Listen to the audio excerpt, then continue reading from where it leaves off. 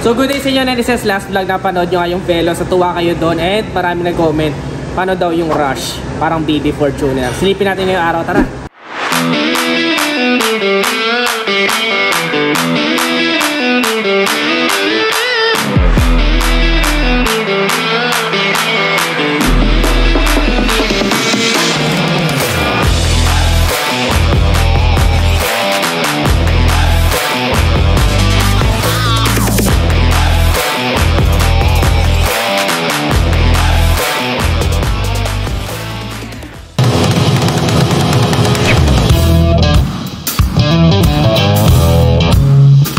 So itong Rush, ito yung para sa mas mga brusko, more masculine style na sasakyan.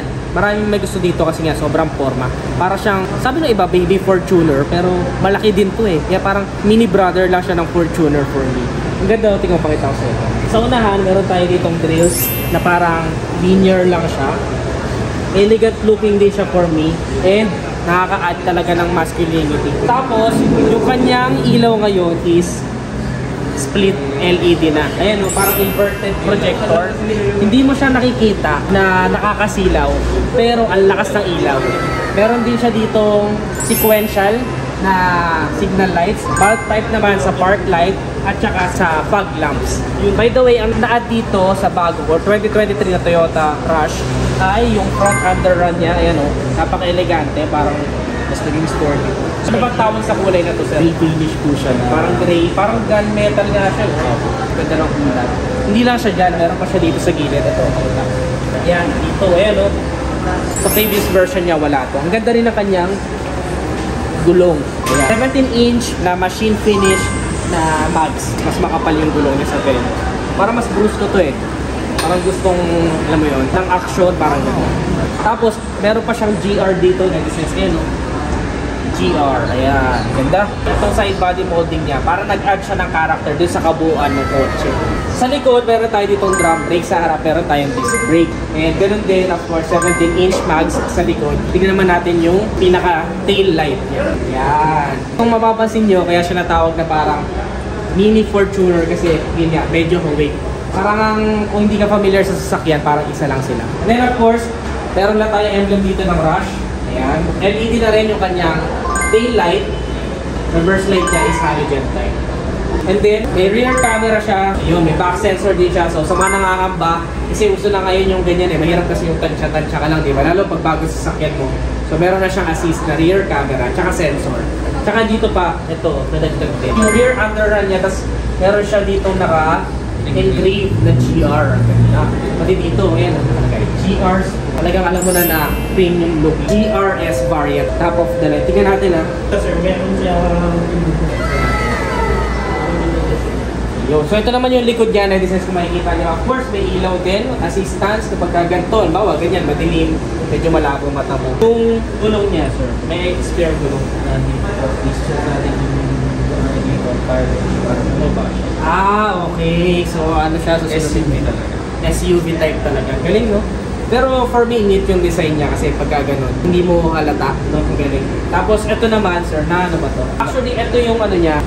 Yan yung normal size ng kanyang rear na storage. Kung makikita nyo, very limited lang. Pero if needed or kakailanganin nyo mas malaking storage sa likod, marami kayo ilalagay. Example, may business kayo, ganyan, items nyo. Ganito naman, pwede natin siyang pupush nyo lang.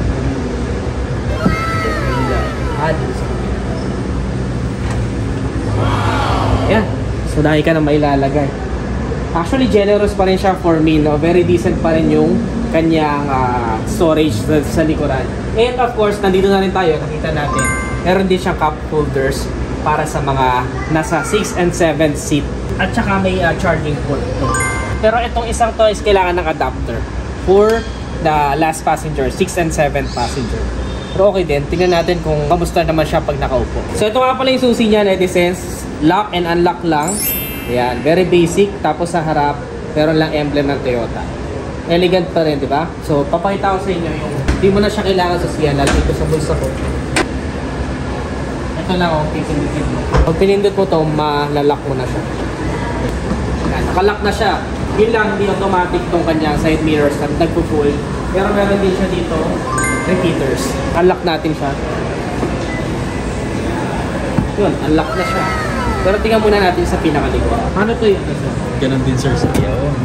Ay, automatic tumble na, no? Yes po. One touch tumble na lang siya, netizens, kaya nakakatuwa.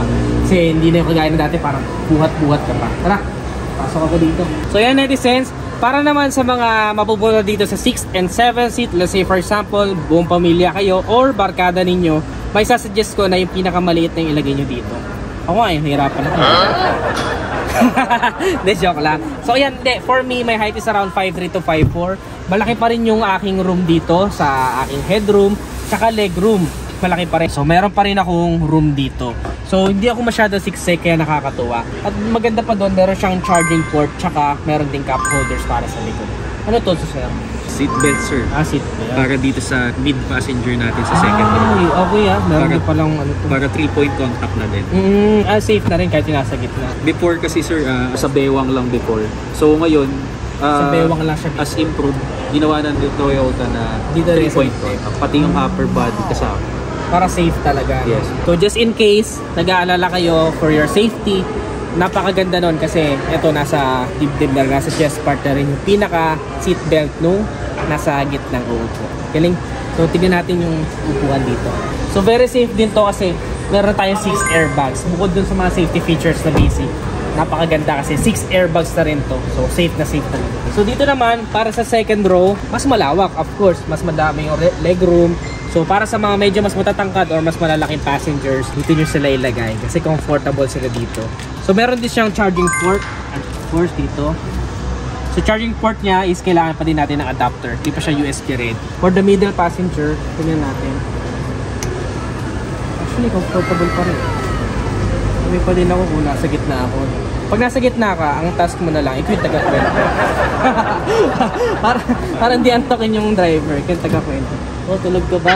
Ganon, taga-check ka. Dito nyo ilagay yung madaldal para center yung ano niya, yung boses. Pero din siyang cup holders at saka may accents siya parang white. Ito leather ba to? Yung leather. Ganda. Pati dito. Ito ano, parang matte lang siya o plastic pero leather look. Tapos ito naman yung kanyang assist grip. Ayan o. Parang hydraulic na rin. Hindi kagaya ng dati na parang humahampas. Tapos meron din siyang of course aircon dito. Meron din siyang fan controller kung gaano kalakas yung gusto mo para sa inyong hangin. Yung temperature niya or thermostat nandun sa harap. Yung driver at saka yung front passenger lang yung makakapag-adjust. Makikita nyo, yung kanyang ilaw is also, ano pa, yung dilaw type, yung bulb type pa. Tingnan natin sa unahan, tara! Yan, dito naman sa unahan. Wow! Napaka-elegante ng itsura niya dito sa unahan, netizens. Ayan o, meron tayo ditong leather sa unahan. Leather, tapos meron din mga chrome, accent. And then of course, yung inyong classic na temperature at saka fan controller. Meron din siya, of course, airbag. Ito sir, aircon din ba to? Vent lang. Ayan, vent. Vent, okay. Auto-climate na rin yung aircon natin.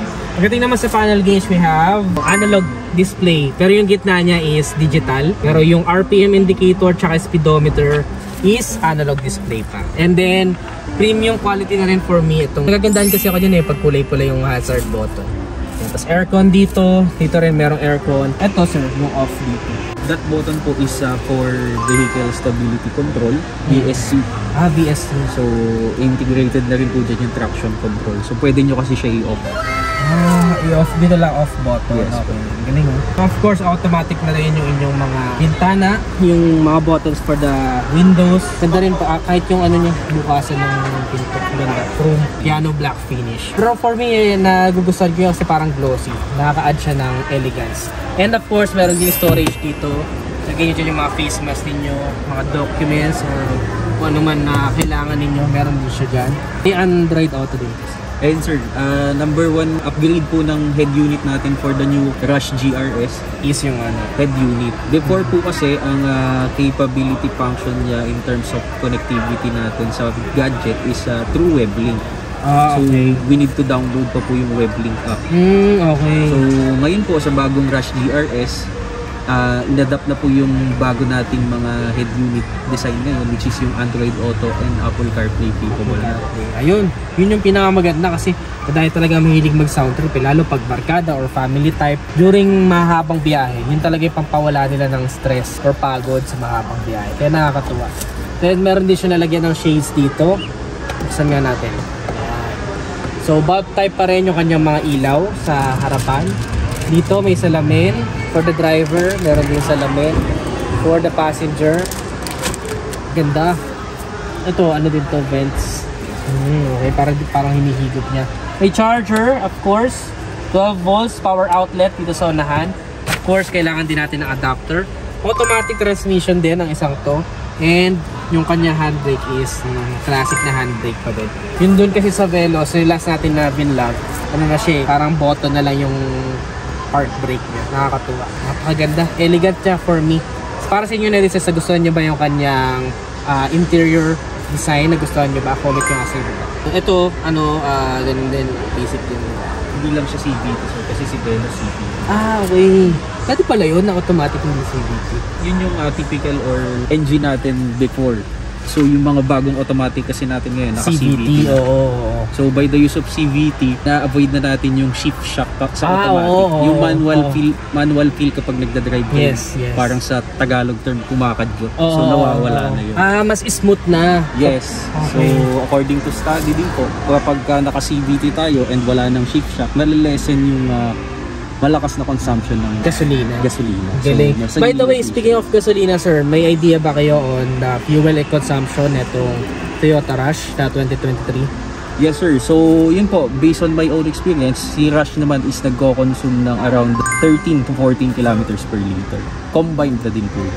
Okay. Pero for me, sa mga nag-aanap talaga ng mas brusco na looks and yung parang mas palaban na looks, nagustuhan ko to si Toyota Rush. So, tanongin natin kung magkano. Tara. By the way, ang engine type na is inline 4-cylinder, dual overhead cam, chain drive with dual VVTi. So, ayun yung kanyang engine type. Meron tayong 103 horsepower at 6,000 RPM. And meron naman tayong 134 Newton meter at 4,200 RPM. Of course, electric fuel injection na rin itong isang to. 4-speed automatic transmission. Tara, tanongin natin kung magkano. By the way, thank you so much sa Toyota, sa Dasmariñas, Cavite.